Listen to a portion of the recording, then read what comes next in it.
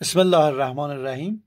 از حسابان 12 فصل دوم مثلثات و معادلات مثلثاتی دو تا مسئله میخوام حل کنم. سراسری ریاضی 99 رو ببینیم. اول مجموع جوابهای معادله مثلثاتی تانژانت 3x تانژانت x مساوی 1 است در بازه پی تا 2p. این مجموع جوابها کدومه؟ خب ما این معادلات این شکلی رو که بلد نیستیم حل کنیم. طرفین رو به تانژانت x تقسیم میکنیم. تانژانت 3x میشه 1 تقسیم بر تانژانت x، 1 تقسیم بر تانژانت میشه کوتانژانت x. ما معمولا عبارت تانژانت مساوی تانژانت رو بلدیم حل کنیم. این عبارت کوتانژانت آلفا مساوی پی دو تانژانت پی دوم منهای آلفا رو یادآوری میکنیم. یادمون هست به جای کوتانژانت x می‌نویسم پی دوم منهای x. حالا تانژانت یادمون هست میگفتیم این عبارت 3x مساوی است با کاپی به علاوه آلفا. یادمون هست گفتیم کاپی به علاوه آلفا. خب x رو بیایید این سم شد 4x مساوی کاپی به علاوه پی دوم. گفته جواب ها در بازه پی تا 2p. کار مقدار دهی میکنیم. 1 2 3 4 5 6 7 8 تو اینجا جایگزین میکنم به جای کا. x رو به دست میارم.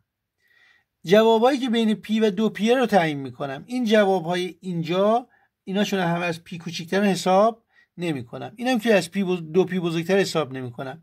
این 4 تا جواب رو با هم جمع میکنم. پاسخ مسئله میشه 6 پی. بیایم یه مسئله دیگه حل کنیم. سراسری ریاضی 1400 میگه مجموع جوابهای معادله مثلثاتی 2 تا سینوس x کوسینوس 2x به علاوه سینوس x مساوی 1 در بازه 0 تا 2p کدام است؟ ببینید بچه‌ها یه کمی معادله گسترده به نظر میرسه، اما یه دقت که شما بکنید به نظر میرسه ما میتونیم خیلی ساده این رو حل کنیم. ببینید باید دقت کنید اینجا سینوس x، اینجا x و 2x. اگه دقت کنید 2x و x رو اگه از هم کم کنیم میشه همین xی که اینجاست. پس بیایم به جای سینوس 2x سینوس x بنویسیم سینوس 2x منهای x. اینو بس بدیم بشه سینوس 2x کوسینوس x منهای کوسینوس 2x سینوس x. خب اینو انجام بدیم.